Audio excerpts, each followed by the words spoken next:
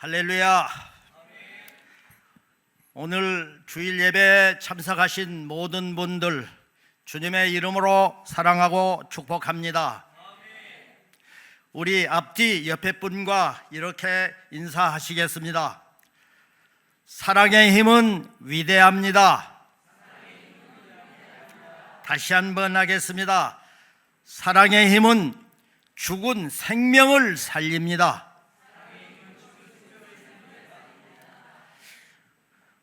오늘 본문을 가지고 사랑은 위대한 힘이라는 제목으로 함께 은혜를 나누도록 하겠습니다. 루즈벨트 대통령은 젊은 시절에 갑작스러운 소아마비로 휠체어를 사용해야 했습니다. 그는 다리를 쇠붙이에 대고 고정시킨 채 휠체어를 타고 다녔습니다. 정치가로서 왕성한 활동을 하던 그에게는 너무나 큰 충격과 시련이 아닐 수 없었습니다.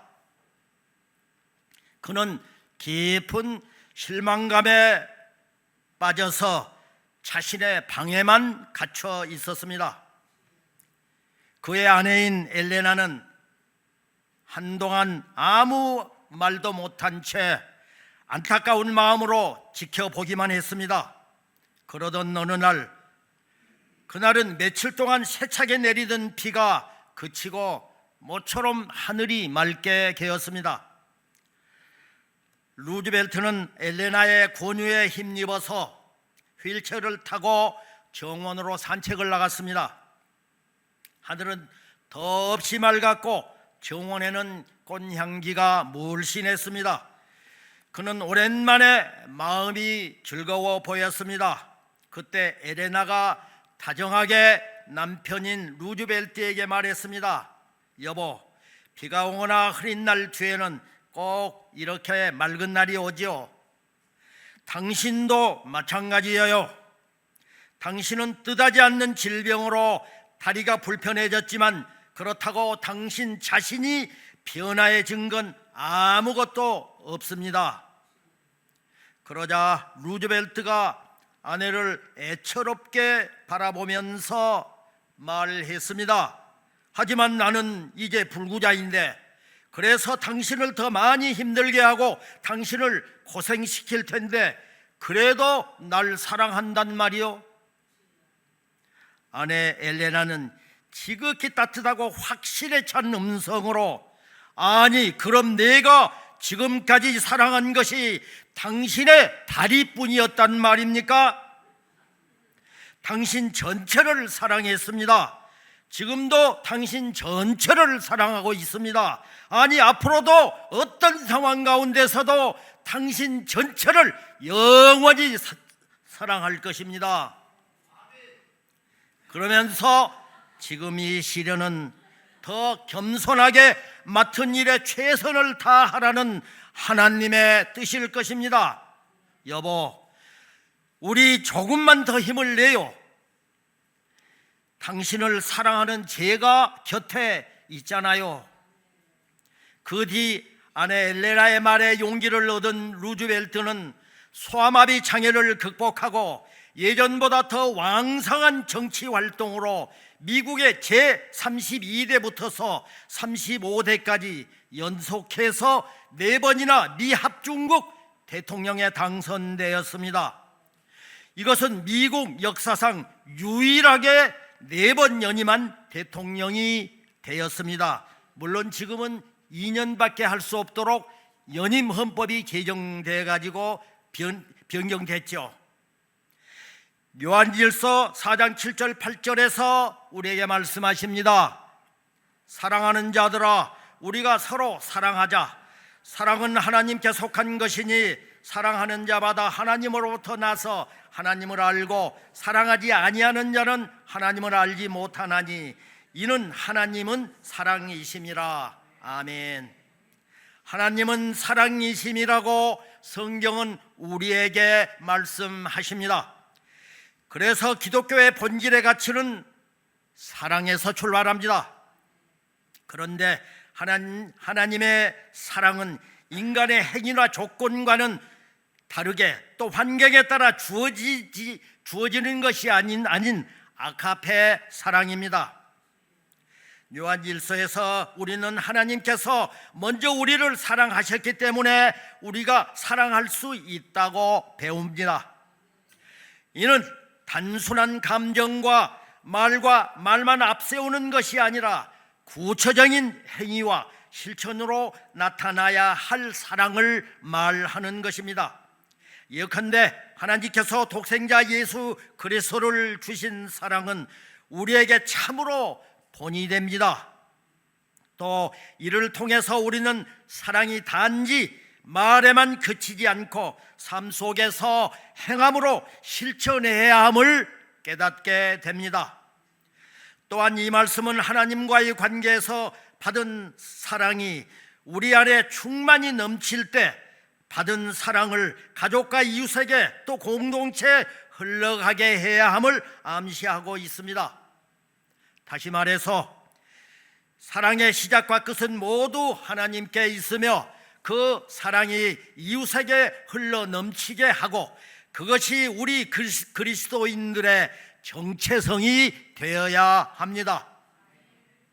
또 사랑은 우리들의 삶의 가장 아름다운 선물이기도 합니다. 고달픈 이 세상을 살아가면서 우리는 사랑으로 인해서 위로를 받습니다. 사랑으로 인해 성장합니다. 그리고 사랑으로 인해서 이 세상을 따뜻하게 만듭니다. 하나님의 조건 없는 사랑을 경험한 우리 그리스도인은 어떤 상황 가운데서도 용서와 화해와 그 사랑을 세상에 드러내야 합니다. 그래서 세상을 변화시켜야 할 사명을 하나님께서 우리에게 주신 것입니다. 어떻게 해야 할까요?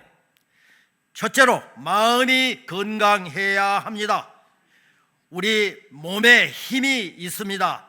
그렇듯이 마음에도 힘이 있습니다. 우리 몸은 음식으로 힘을 얻지만 마음은 생각으로 힘을 얻습니다.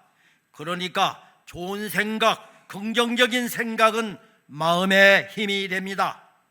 사랑과 기쁨과 감사, 열정과 용기와 희망과 정직, 그리고 용서와 화해는 나의 마음을 풍성하게 하고 살찌게 함으로 마음에 큰 힘이 되면서 마음을 건강하게 합니다.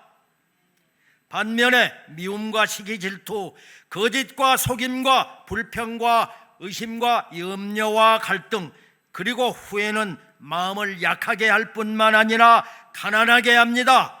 그래서 마음을 황폐하게 만들어 버립니다. 그러므로 우리의 건강을 송두리째 빼앗아 가버린다는 것입니다. 마음의 건강을 빼앗아 가면 몸의 건강도 빼앗기게 됩니다. 마음이 건강한 사람은 항상 감사하고 받은 은혜에 감사합니다.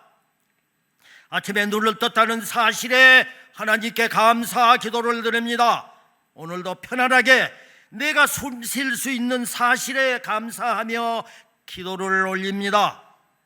오늘도 내 의지대로 걸을 수 있다는 사실과 그 은혜에 감사하며 하나님 앞에 감사 기도를 올립니다. 그렇습니다. 나이를 먹는다는 것은 은혜를 먹는 것입니다. 인생을 살아가면서 해가 거듭될수록 받은 은혜를 생각하며 언제나 빚진 자의 자세로 사는 것이 남녀노소를 막론하고 은혜 받은 자의 삶의 자세인 것입니다. 고생이 될 때에도 고생을 탓하지 않고 받은 은혜를 생각해야 하고, 손해를 봤을 때도 후회와 불평과 염려와 갈등으로 마음을 황폐하게 해서 손해보는 인생이 되지 말라는 것입니다. 그래서 그것은 바로 은혜 받은 인생이 되어야 한다는 것입니다. 그리스도인은 믿음이 깊어지고 나이가 들수록 더 온유해져야 합니다. 더 겸손하고 더 섬기고 더 사랑하며 더 이해성이 많은 온전한 예수님의 헌신된 제자로 살아가야 할 이유입니다. 이렇듯 마음의 힘은 용기와 패기 넘치는 청년의 삶을 살게 합니다. 또 시니어들에겐 청년 같은 아름다운 노년을 살게 합니다. 그것은 참으로 모든 사람에게 힘과 용기를 주는 롤 모델이 될 수 있습니다.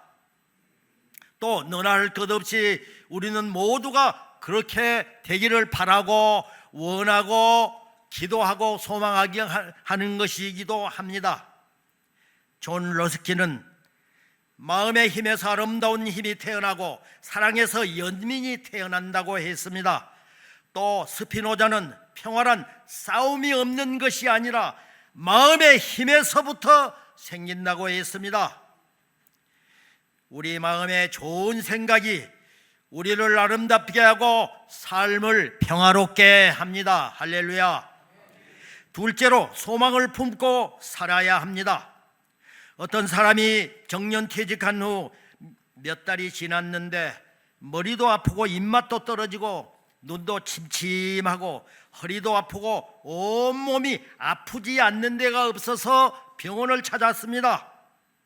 의사는 이곳저곳을 진찰을 하고 여러 가지 검사한 후에 환자에게 진단을 내렸습니다.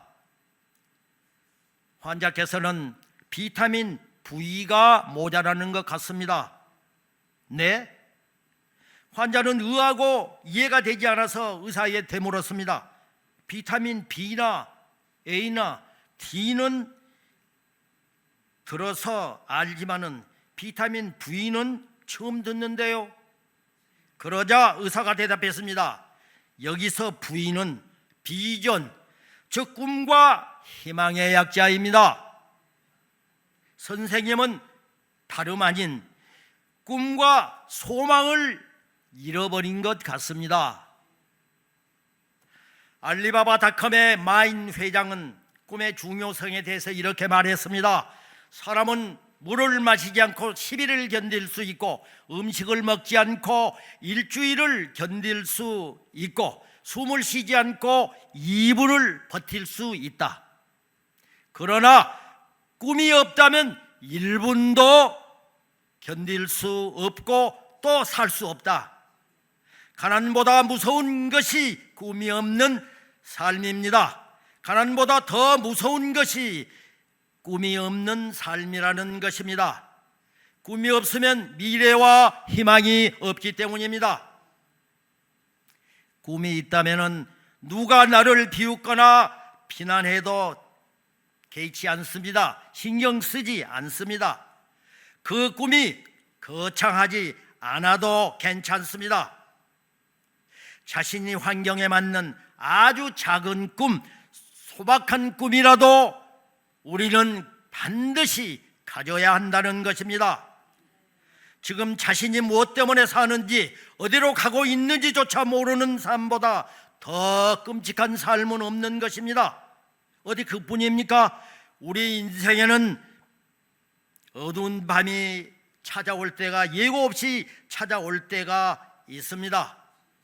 혹시 우리들 중에 나에게도 비타민 V가 부족해서 고민하며 이것저것 걱정한 가운데 깊은 시름에 빠져 있는 성도들 있습니까?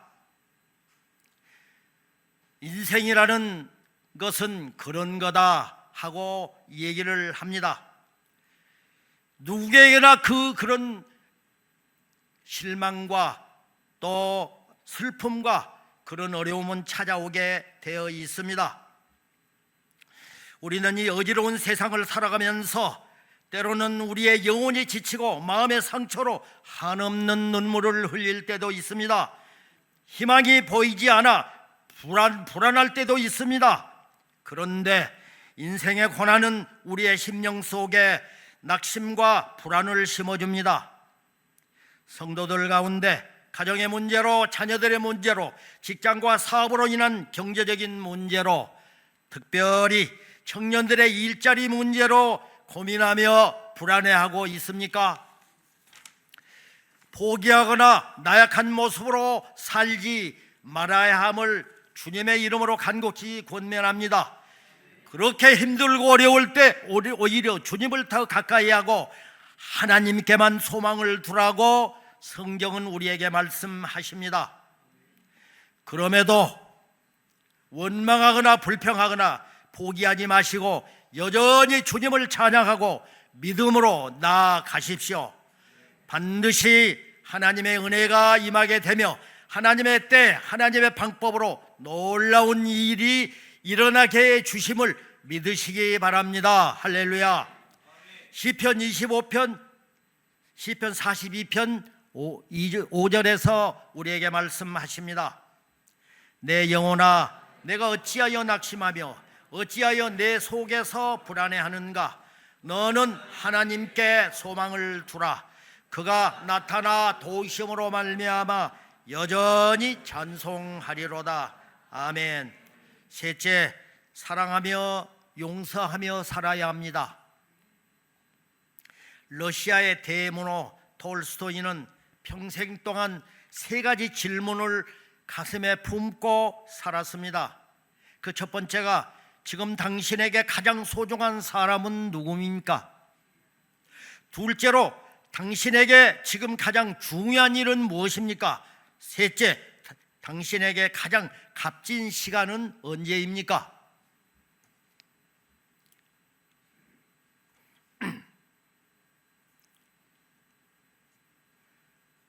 이 세 가지 질문에 대해 톨스토이는 정답을 우리에게 이렇게 가르쳐주고 있습니다. 첫 번째 질문인 나에게 가장 소중한 사람은 바로 지금 나와 함께 있는 사람입니다. 아내요, 남편이요, 자녀들이요, 이웃들이요, 지금 함께 예배 드리고 있는 성도들입니다. 둘째 질문인 가장 중요한 일은 지금 내가 하고 있는 일입니다. 중요한 일이든 하찮은 일이든 지금 당신이 하고 있는 지금의 일이 가장 중요하다는 것입니다. 작은 일에 충성된 자가 큰 일에 충성될 수 있다고 성경은 말씀하고 있습니다. 그리고 세 번째 질문인 가장 값진 시간은 지금 나와 우리 곁에 있는 사람을 위해서 작은 선행이라도 베푸는 일입니다. 다시 말해 사랑하고 배려하고 이해하고 베풀고 도와주는 일을 바로 지금 하라 하는 것입니다. 그렇습니다. 하나님께서 선물로 주신 소중한 우리 가정, 사랑하는 가족을 위해 더 이상 미루지 말고 서로 사랑을 표현하고 서로 이해하고 서로 배려하는 가운데 깊은 대화를 나눌 때 웃음소리가 떠나지 않는 행복한 가정이 되고 행복한 그 가족이 될 수 있습니다. 웃음소리가 나는 가정은 언제나 행복이 기웃거리고 큰 소리 나는 가정은 불행이 기웃거린다는 말이 있습니다. 톨스토이가 여행하는 중에 한 주막집에 머물게 되었습니다. 그 주막집에는 몸이 아픈 딸아이가 있었습니다. 그 아이는 톨스토이가 가지고 있는 빨간 가방이 좋았는지 그 가방을 달라고 졸라댔습니다. 톨스토이는 그 빨간 가방에는 여행에 필요한 짐이 있고 지금은 여행 중이라 줄 수 없으니 여행을 마치고 돌아가는 길에 다시 들러서 주겠다고 아이에게 약속을 하고 떠났습니다. 얼마 후 여행을 마치고 약속대로 그 아이에게 가방을 주려고 주막집에 들렀을 때 톨스토이는 자신이 떠난 뒤에 그 아이가 곧바로 죽었다는 사실을 알게 됩니다. 톨스토이는 곧바로 그 아이의 무덤을 찾아갔습니다. 그리고 비석에 한 글귀를 새겼습니다. 그 글귀는 사랑을 미루지 말라는 글이었습니다. 그렇습니다. 내일은 사랑하고 싶어도 사랑할 수 없을지 모릅니다. 시간은 나의 게으름을 기다려주지 않습니다. 더 미루면 안 되는 이유가 또 있습니다. 내일 물을 주려던 그 꽃은 이미 시들어 버렸습니다. 내일 보러 가려던 그분은 이미 떠나버리고 말았습니다. 내가 내일 사랑을 고백하려던 그녀는 이미 다른 남자와 사랑을 하고 있었습니다. 내일 해야 되는 100가지 일의 이유보다도 지금 하고 싶은 한 가지 일이 더 소중한 이유입니다. 불확실한 삶 속에서 그 올지 안 올지 모르는 내일을 기대하기보다 바로 오늘을 더 소중히 여기면서 하고 싶은 일들을 지금 하는 것이 나와 사랑하는 가족에게 또 이웃에게 후회하지 않는 삶을 살게 됩니다. 그렇습니다. 지금이 바로 사랑할 때입니다. 가장 값진 시간은 바로 지금 이 순간입니다. 80세가 다 된 할아버지가 삶의 의욕을 잃고 홀로 지내고 있었습니다. 어느 날 서울에 사는 아들이 하나밖에 없는 손자를 데리고 갑자기 내려왔습니다. 그런데 이 아들이 방 안에 들어서지도 않고 아버지, 이 손자를 며칠만 데리고 계세요 라는 말만 남기고 훌쩍 떠나버렸습니다. 그날부터 할아버지는 사랑하는 손자를 위해서 하루 세끼 밥을 짓고 반찬을 만들고 땔감을 모아 불을 지피고 채소를 가꾸고 장을 담그고 집수리까지 했습니다. 아니, 어디서 그런 힘이 났는지 자신도 이해할 수가 없었습니다.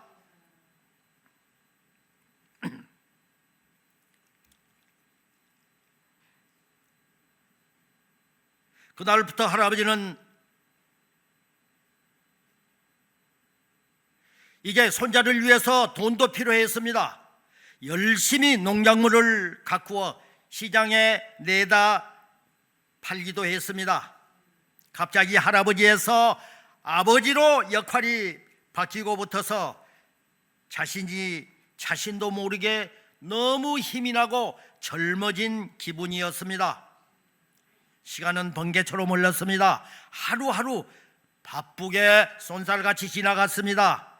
3년이 흘렀습니다. 그런데 어느 날 이 아들이 갑자기 또 찾아왔습니다.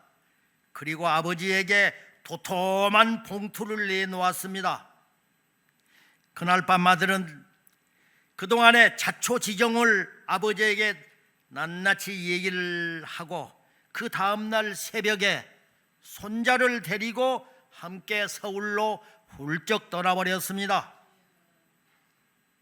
그날부터 할아버지는 삶의 의욕을 잃고 말았습니다. 온몸에 힘이 빠져나갔습니다. 밥 먹기도 싫었습니다.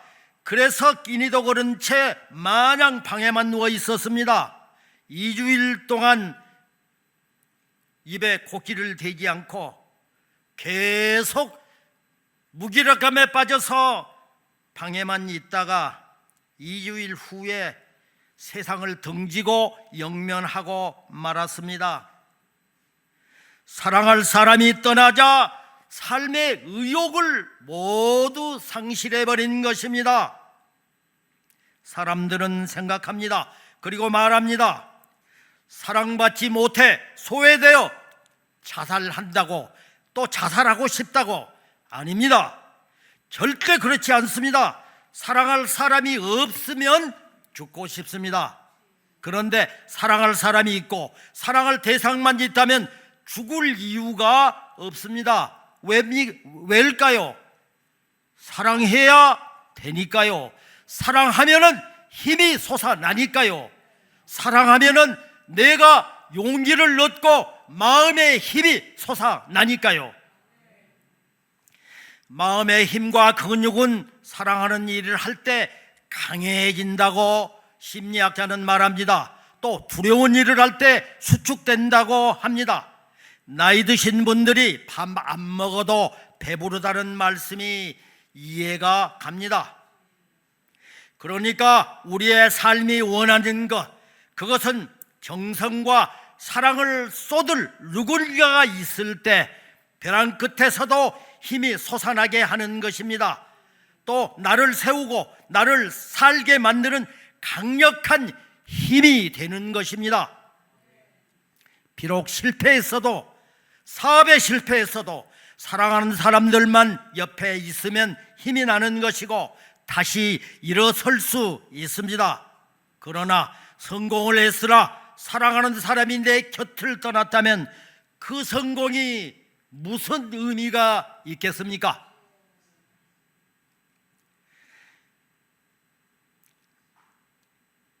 지금 나에게 가장 소중한 사람이 있습니까?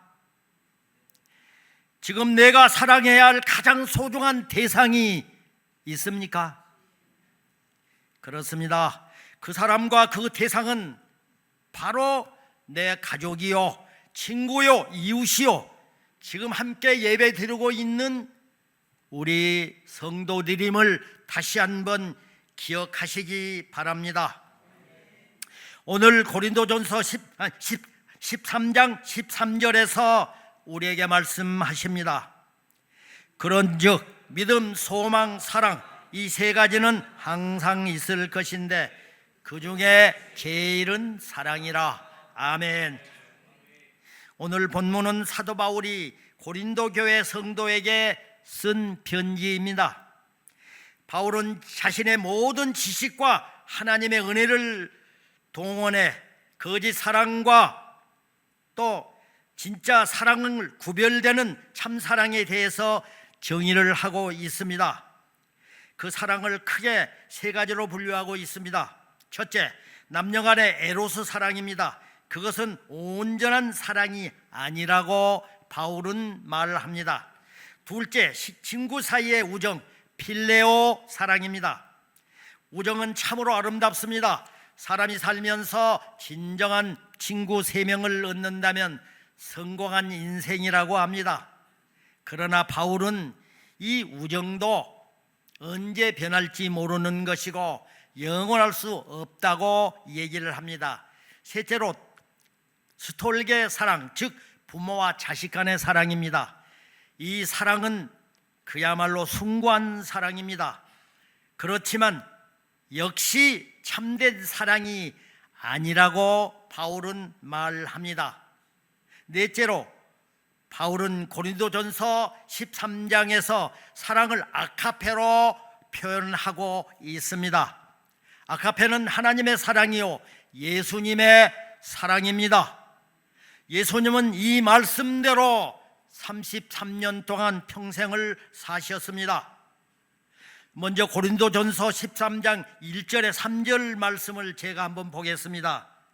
1절을 보면 모든 성도가 방언하고 천사의 말로 예배를 드리며 영적으로 교통하고 기쁨이 넘쳐도 사랑이 없으면 소리나는 구리와 울리는 꽹과리와 같다고 말하고 있습니다. 그 당시에 신당에서는 귀신을 쫓거나 부를 때 꽹과리를 쳤습니다. 물론 지금도 같은 방법을 사용하고 있죠. 아무리 아름다운 예배를 드려도 사랑이 없으면 온전한 예배가 될 수 있고 구리와 울리는 꽹과리와 같다는 그 비유로 말씀을 합니다. 2절 3절에서는 더욱 분명하게 말씀합니다. 이것은 영적인 능력을 갖추었다 하더라도 라는 뜻입니다. 부족함 없이 모든 것이 다 있다 할지라도 사랑이 없으면 아무것도 아니라고 강조하고 있습니다. 자신에게 사랑이 없으면 열매를 맺지 못하는 무화과처럼 공허한 신앙인으로 살아갈 수밖에 없습니다. 또 헌신하면 헌신할수록 허탈하고 망령된 신화에 빠지고 만다고 지적을 하고 있습니다. 그래서 바울은 참된 영적 성숙을 위해서 사랑을 소유하라고 강조하고 있습니다. 오늘 본문인 고린도전서 13장 4절 7절에서 말씀에서 신앙을 건강하게 성장하도록 도와주는 사랑을 이렇게 바울은 정의하고 있습니다. 첫째로, 사랑은 오래 참고 온유하며 시기하지 않습니다. 본문 4절을 함께 보겠습니다. 사랑은 오래 참고, 사랑은 온유하며 시기하지 아니하며, 사랑은 자랑하지 아니하며 교만하지 아니하며. 아멘. 사도 바울은 사랑을 감정이나 낭만이 아니라 실천과 성품으로 설명하고 있습니다. 오래 참는다는 것은 어떤 상황이나 사람을 향해서 오래 참고 인내하는 태도를 말합니다. 우리가 관계 속에서 참고 인내하는 것은 최고의 미덕이면서 인간으로서 필수의 덕목이 되어야 합니다. 또 온유하다는 것은 친절하고 부드럽게 대하는 태도를 말합니다. 배우자나 자녀나 이웃이 실수를 했을 때에도 날카롭게 예민하게 지적질하고 즉각적으로 반응하는 것이 아니라 그럴 수 있어, 괜찮아, 이해하고 부드럽게 관용하는 것입니다. 그것이 바로 사랑입니다. 우리가 살아가면서 최고의 채찍은 바로 칭찬이라는 말을 생각하게 됩니다. 뿐만 아니라 사랑은 시기하거나 자랑하지 않고 교만하지 말라고 교훈하고 있습니다. 가정 안에서 내가 더 낫다고 생각하거나 내 방식만 옳다고 주장하는 그런 사람은, 또 그 부부간의 사랑은, 그런 가정의 사랑은 금방 흔들릴 수밖에 없고 갈등에 휩싸일 수밖에 없다는 것입니다. 하나님께서 주신 사랑은 자기 중심성이 아니라 상대방 중심의 태도를 가지게 합니다. 그래서 관계는 서로 다름을 인정하는 데부터서 출발해야 합니다. 그렇지 않으면 상처를 줄 수 있고 받을 수 있기 때문입니다. 화평교회 모든 성도들은 지금까지 서로를 참아주고 이해하고 배려하고 사랑으로 감싸며 살아오신 줄 믿습니다. 우리 모두는 가정생활에서, 교회 생활과 사회관계 속에서 이 말씀을 거울처럼 비추어 보면서 가족 간의 사랑과 교인들 간의 사랑이 더욱 견고해지고 사회관계 속에서도 그리스도인으로 주님 영광 드러내는 모두가 되기를 축복합니다. 둘째로, 사랑은 무례히 행하지 아니하며 자기의 유익을 구하지 않습니다. 본문 5절을 보겠습니다.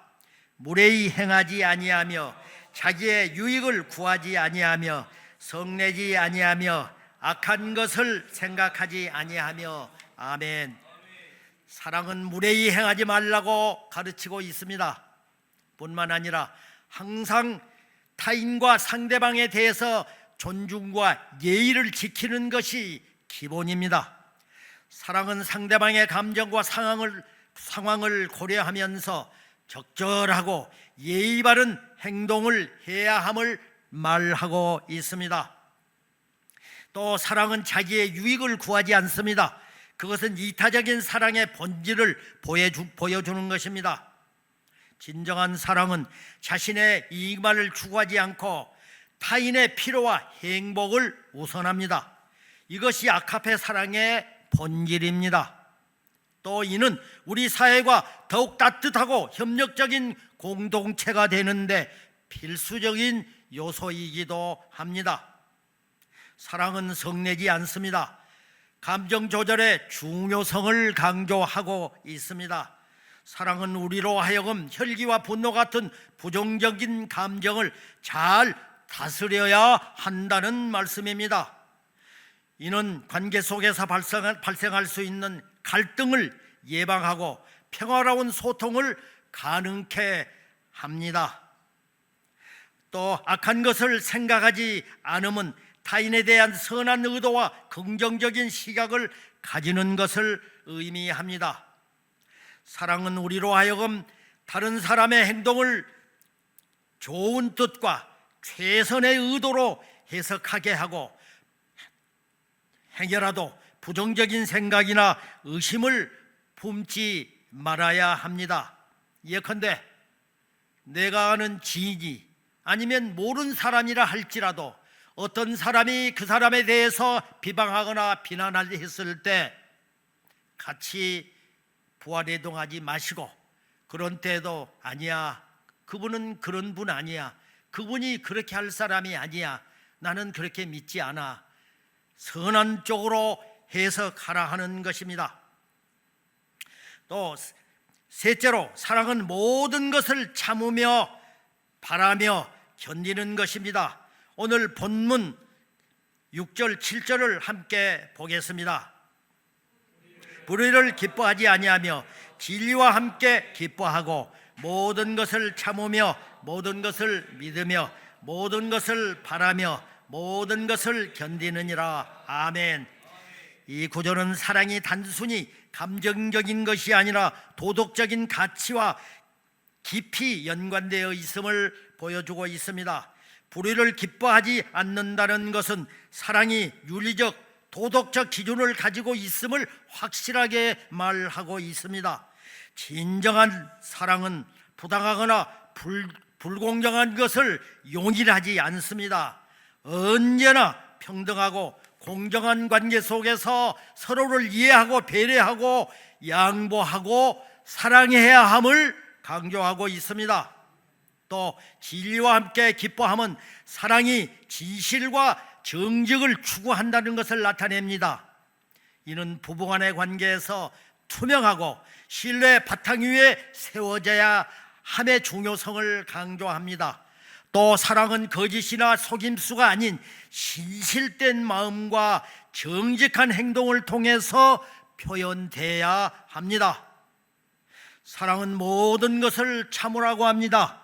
어떤 어려운 상황에서도 포기하지 않는 사랑의 힘을 나타냅니다. 우리는 세상을 살아가면서 이런저런 일로 크고 작은 갈등 속에 휘말릴 때가 있습니다. 그때 성격에 따라서 여러 가지 그 결정도 하게 됩니다. 그렇게 하지 말고 그때도 주님 바라보면서 끝까지 참으라고 얘기를 합니다. 이는 관계 속에서 발생하는 갈등이나 어려움을 극복하는데 반드시 필요한 덕목이기도 합니다. 이 구절은 사랑의 포용력과 끈기를 보여주고 있습니다. 또 사랑은 모든 것을 믿어야 합니다. 특히 배우자에 대한 사랑은 확실한 신뢰와 믿음이 반드시 기본이 되어야 합니다. 사랑은 신뢰를 바탕으로 이를 통해 더욱 굳건하고 견고하고 행복한 가정을 유지할 수 있기 때문입니다. 모든 것을 바란다는 것은 사랑의 희망적 본질을 보여줍니다. 사랑은 어떤 상황에서도 희망을 잃지 말라고 합니다. 더 나은 미래를 기대하며 살아가라고 합니다. 지금 조금 힘들고 고난 가운데 있지만은 이 또한 지나가고 시간이 지나가면은 하나님의 때 하나님께서 좋은 길로 인도해 주실 것이라는 기대를 저버리지 말라 하는 것입니다. 이러한 태도는 우리의 삶과 관계에 긍정적인 영향을 줄 뿐만 아니라 가정의 행복을 위해서도 절대 필요한 것입니다. 모든 것을 견디라는 것은 사랑의 지구력과 인내를 나타냅니다. 이는 단기적인 어려움이나 고난에도 굴하지 말고 장기적인 관점에서 먼 미래 희망을 바라보면서 하나님께서 우리 가정을 반드시, 우리 부부를 반드시 좋은 길로 인도해 주실 것이라는 희망을 버리지 말고 하나님 앞에 더 기도하라는 것입니다. 또 사랑은 단순한 감정이 아니라 우리의 삶 속에서 실천되어야 함을 구체적인 행동과 태도로 말하고 있습니다. 오늘 본문 말씀을 통해 사랑의 본질이 이해하고 이를 우리 삶 속에서 실천함으로 진정한 사랑을 경험하고 주 안에서 행복한 삶을 나누고 누리고 살아가야 합니다. 이러한 삶을 살아가는 화평교회가 되고 저와 여러분이 되길 주님의 이름으로 간절히 축원합니다. 축원합니다.